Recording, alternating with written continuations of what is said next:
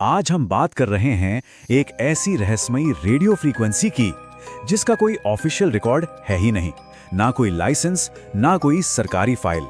अगर कुछ है तो वो है सिर्फ उससे जुड़ी दुर्घटनाओं की रिपोर्टें। तो चलिए इस अजीब सी पहेली को सुलझाते हैं। कभी सोचा है कि क्या हो अगर कोई रेडियो स्टेशन किसी इंसान की मौत की भविष्यवाणी कर दे, मतलब बिल्कुल सही समय और सही जगह बता दे? सुनने में अजीब लगता है ना, पर यही वो सवाल है जो इस पूरी कहानी की जड़ में है। और यहीं पर फ्रीक्वेंसी 91.1 एफएम की सबसे बड़ी पहेली सामने आती है। देखिए, सरकारी रिकॉर्ड्स में तो ये फ्रीक्वेंसी मौजूद ही नहीं है, लेकिन पुलिस की एक्सीडेंट फाइलों में इसका जिक्र बार बार मिलता है। कैसे? तो ये पूरा मामला आखिर सामने आया कैसे? इसकी शुरुआत हुई एक कैब ड्राइवर के साथ हुई घटना से। उसका नाम रोहित शर्मा था। जो कुछ भी हुआ वो बड़ी अजीब सी सटीकता के साथ हुआ।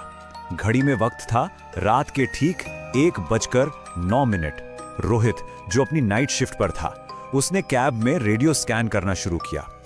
ठीक 1 मिनट बाद 1:10 पर स्कैनिंग अचानक एक अनजान फ्रीक्वेंसी पर आकर रुक गई और फिर ठीक 1:11 पर वो ब्रॉडकास्ट शुरू हुआ। रोहित ने रेडियो डिस्प्ले पर देखा, साफ साफ लिखा था 91.1 एफएम। पहली नजर में तो उसे लगा कि शायद कोई नया लोकल चैनल शुरू हुआ होगा, लेकिन जो आवाज उसे सुनाई दी वो किसी आम रेडियो स्टेशन जैसी बिल्कुल नहीं थी। ना कोई गाना, ना कोई एड, बस एक सपाट, एकदम भावहीन, मशीनी सी आवाज जो सिर्फ अनाउंसमेंट्स कर रही थी। और फिर उस आवाज ने घोषणा की, अगली घोषणा, रोहित शर्मा, उम्र 29 साल, समय सुबह 2:34, जगह रिंग रोड फ्लाईओवर।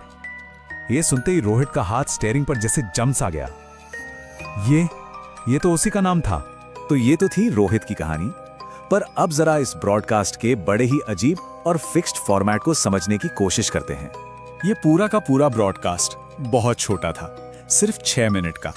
ये ठीक रात 1:11 पर शुरू होता और ठीक 1:17 पर खत्म हो जाता था। और इसका एक सेट फॉर्मूला था जो कभी नहीं बदलता था। स्टेप 1, ब्रॉडकास्ट हमेशा ठीक 1:11 पर शुरू होता।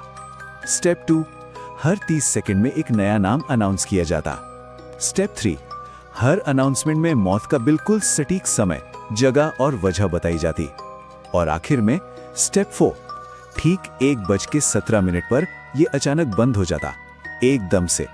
और जो वजह बताई जाती थी वो भी बड़ी सीधी और सपाट होती थी, जैसे सिर में चोट या गाड़ी की टक्कर या फिर ऊंचाई से गिरना। मतलब कोई इमोशन नहीं, सिर्फ ठंडे फैक्ट्स। अब जाहिर है इस घटना के बाद ऑफिशियल इन्वेस्टिगेशन तो होनी ही थी, लेकिन उस जांच ने इस रहस्य को सुलझाने की जगह और भी ज्यादा उलझा दिया। और जांच में जो सबसे चौंकाने वाली बात सामने आई वो ये थी, अगले दिन की पुलिस रिपोर्ट और उस रेडियो अनाउंसमेंट में एक एक शब्द का मिलान हो रहा था। पीड़ित रोहित शर्मा, उम्र 29 साल, समय सुबह 2:34, जगह रिंग रोड फ्लाईओवर। सब कुछ हूबहू वही था। तो जब पुलिस ने टेलीकॉम डिपार्टमेंट से बात की तो मामला एक डेड एंड पे पहुंच गया। पता चला कि 91.1 एफएम नाम की कोई लाइसेंस्ड फ्रीक्वेंसी है ही नहीं। आसपास के एरिया में ऐसा कोई ट्रांसमीटर भी नहीं मिला जो ये सिग्नल भेज रहा हो। तो सवाल यह था कि आखिर ये सिग्नल आ कहां से रहा था? इसका जवाब आज तक किसी के पास नहीं है। लेकिन पूरी जांच में एक अजीब सी कॉमन लिंक जरूर मिली। जितने भी विक्टिम्स थे, या तो वो खुद या फिर उनका कोई करीबी, ठीक 1:11 के आसपास रेडियो सुन रहा था। बस यही एक कनेक्शन था। तो जब सारे लॉजिकल जवाब खत्म हो गए तो एक ऐसी थ्योरी सामने आई जो सच में रोंगटे खड़े कर देती है। इस केस से जुड़े एक रिटायर्ड रेडियो टेक्नीशियन ने एक बड़ी अजीब बात कही थी। उन्होंने कहा, कुछ फ्रीक्वेंसीज आवाजें ट्रांसमिट नहीं करती, वो समय अनाउंस करती हैं। और इसी के साथ एक कहानी, या यूं कहें कि एक चेतावनी भी चल पड़ी कि अगर कभी किसी को ये फ्रीक्वेंसी मिल जाए तो उसे बंद नहीं करना चाहिए, उसे सुनना चाहिए, ये जानने के लिए कि अगला नाम किसका होगा। तो अब सवाल यही रह जाता है कि अगर कभी देर रात में गाड़ी चलाते हुए रेडियो स्कैन करते करते 91.1 एफएम मिल जाए तो वो अगला नाम किसका अनाउंस करेगा?